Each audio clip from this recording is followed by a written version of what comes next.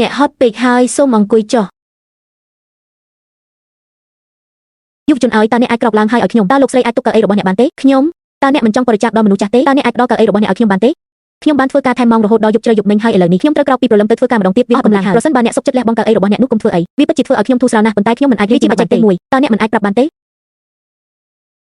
ខ្ញុំងុយគេងណាស់ជើងខ្ញុំញ័រតុនមើលជើងដ៏កំសត់របស់អ្នកមើលថាអ្នកស្គមប៉ុណ្ណាអ្នកប្រកាសជាមិនរកលុយបានច្រើនទេកូនប្រុសខ្ញុំនឹងនាំខ្ញុំទៅខ្វាងជើក្នុងពេលលេងនៅ State Tower ខ្ញុំមិនចង់ចំណាយថាមពលរាងកាយទេនៅទីនេះ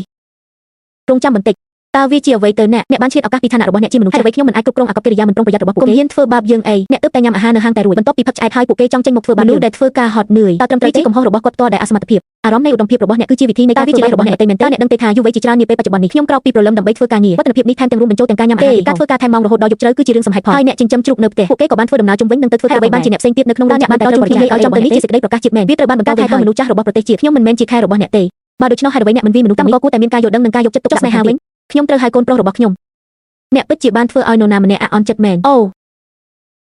សួស្តីម៉ាក់ថ្ងៃនេះយើងមិនអាចទៅ Canton Tower បានទេអ្នកដែលមានឈ្មោះថាពេជ្រជាតិបានកក់ទីកន្លែងទេតើអ្នកអាចជាវាគួរឲ្យញៀនណាស់